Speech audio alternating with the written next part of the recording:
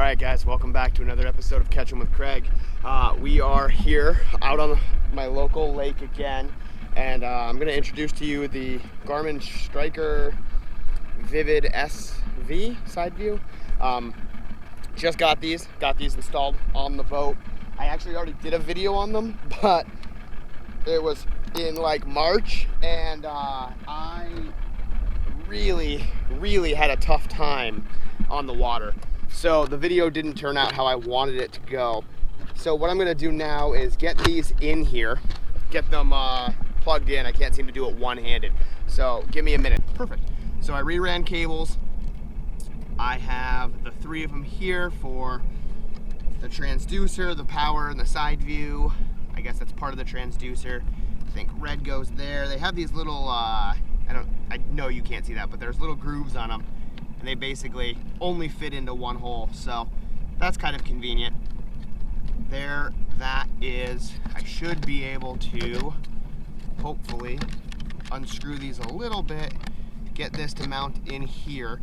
But we finally got the upgrade on the fish finders, so hopefully we'll have a little bit more success this time around. I also picked up a couple ram ball mounts so that I can move these how I want to.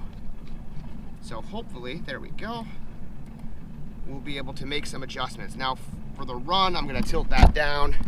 I already got the trolling motor. Gosh, couldn't find my word there. Trolling motor down.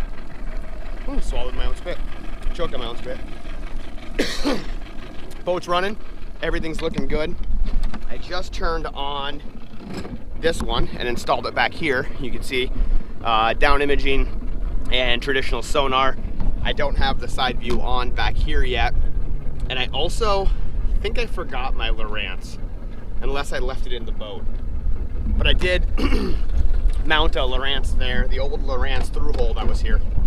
But really nicer day today. I think it's like 54 degrees. I was checking out the water temperature, says 53. Still a little cold. Gonna throw the Kitech, gonna throw the Ned rig, see if we can get anything to bite that way. I don't know if they will or will not, so we're gonna give it a shot. The last time I was out here, like I said, I did introduce these fish finders, but it was just a terrible day of fishing. Windy, cold, rainy. It was a bad day for filming. I just scrapped that video altogether. So we're gonna give it our best shot today, and hopefully today goes a little bit better. As you can hear, the wind's already here. I'm not sure if we ever get a non-windy day here, but you take the good with the bad. So let's run across the lake and see if we can get something to take, like I said, probably a Kitech or a Ned rig. At 52 degrees, I don't know if they'll react to the jerkbait, but I'm gonna give it a try. Stay tuned.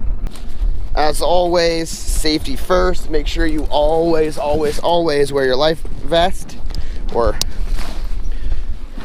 puppy flotation device, PFD. And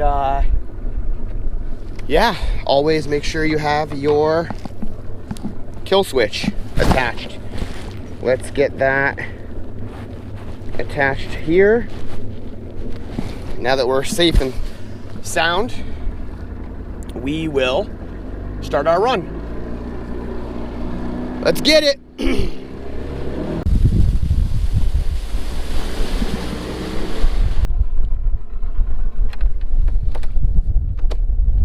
Alright guys, I always like to start at this first point because it's just a good place to kind of get my bearings, see what's going on, you know? So let's tighten this up, turn this on, straighten her out. I gotta fix this. I don't get some carpet glue or something there. Let's pop out the Deraku just in case I see him below me. Traditional, clear view. Nope. Traditional plus clear view. Let's see what we can do here with that. I'm also going to grab a tiny little Kitech, and I think that's all for now. May as well bring out this Lucky Craft pointer because it's only a matter of time until I want to see if they take a jerkbait. All right, so that's good. Let's keep the Deraku, Kitech. I don't like, let's see. I don't particularly like the black and blue out here right now. The water clarity is pretty good, and I think I have some fresh green pumpkins in here. These are just 2.8 Kitechs in green pumpkin. Let's start with that, see how that goes. And then worst case scenario, we'll go from there and change accordingly. But in the spring, I'm a big green pumpkin fan. If the water's looking extra clear, I also like to go for the electric shad. You know that. I'm sure I've told y'all that before. A couple little guys below me in 16.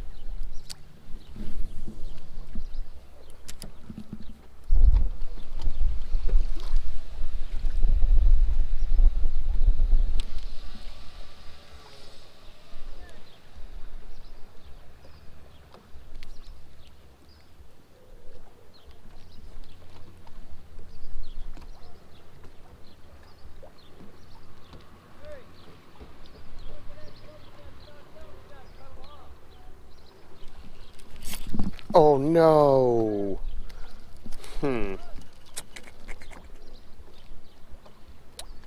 I'm going to assume that was a chain pickerel. And the reason I say that is because it hit, like pecked it and grabbed it, and then snapped her off. It could have been a bass, I'm sure, but I don't usually break off bass, that's for sure. And that was freshly tied, I guess, from my last trip. That's different. All tied back up. Let's see if we can get that to come back. Did get hit for sure, so I don't know what that was. I don't want to be this close, but it's hard to stay on the engine or on the trolling motor and simultaneously keep my bait out the back here.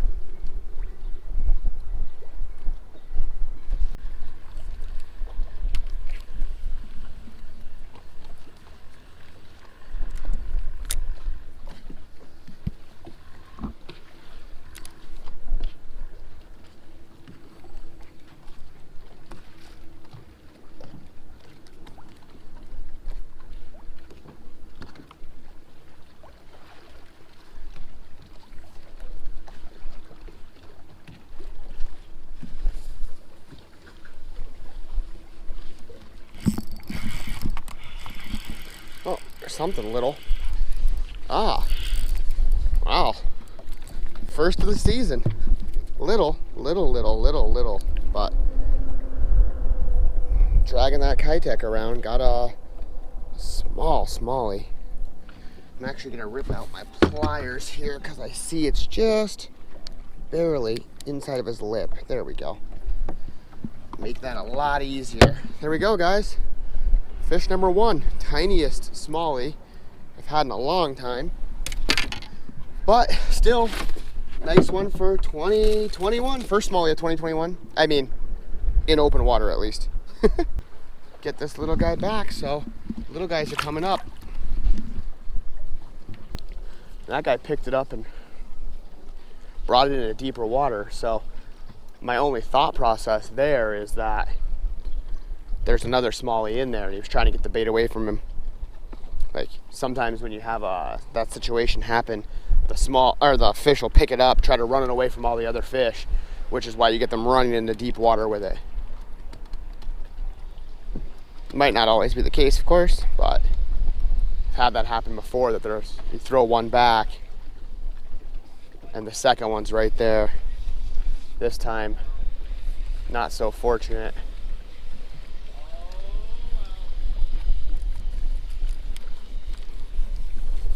All I got was hung up here. This is why I bought 100 pack of those Cabin Creek heads, because it's what I use in the spring, because they're cheaper. I shouldn't say cheap. They are cheaper. They sit really well with these Kitex, and sometimes you can bend the hook out when you need to. So looks like this is going to be one of those moments where I try to bend it out and don't break it, but feels like it's going to break. Look at that. That's exactly why I use these Kitex. Yeah, sometimes you'll lose a couple fish, but it's not like I'm fishing in a tournament with them. I don't really specifically care. And by Kitex, I meant the Cabin Creek jig heads, because, like I said, if I am fishing in a tournament, I probably wouldn't recommend these for this, because you do lose a couple fish when the hook bends out. But it's really nice on this lake specifically, which is full of large rocks, boulders, things of that nature, trees, stuff like that, but also just physical human trash, from beds and mattresses that I've heard of to old carriages and horse-drawn carriages from back in the day. There's a lot of stories of what's in here. So, and I do know a few situations where people have specifically thrown in springs and things to hook on angler stuff, because anglers aren't typically very welcome here, unfortunately, for probably good reason. I shouldn't say a large majority. Some people ruin it for everyone by disrespecting people's property, but that's human nature, I guess. Let's take one more pass back in front of this dock, and then we will move on back in front of these docks, I guess I should say, the two of them. I like these ones specifically. I have had less good experiences down further, so there's something in 24 there, though. We'll take a gander, maybe drop back down on that. There's another one. There we go. This doesn't feel like a bad fish. It's not a great fish. No, it's a little fish. Same size, actually. Oh, quick release. Another little smallie. Interesting. Very interesting. Another like 12-incher or so of that same area.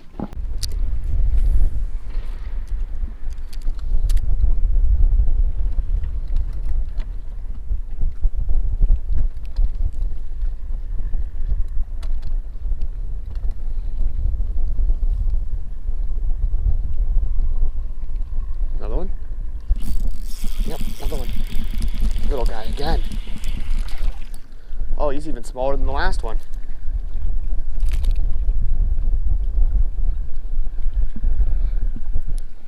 Another little guy, guys. Some are two, though. Got all those black specks in them. That's because of the cold water, I think. Someone probably can correct me on that, but I think they get those black spots and stuff during the cold weather typically.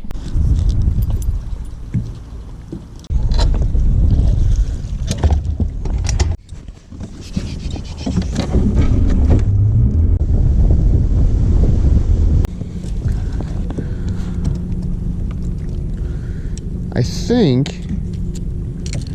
it's too early still for the pointer. But just because I think that doesn't mean I'm not willing to give it a try. Let's see. Rock shoal out here in front of me. Let's give it a couple slow twitches. 53-degree water temperature. Usually you gotta wait till 55, but it probably hit 55 and then dipped back down because there's a little bit of cold water, cold rain.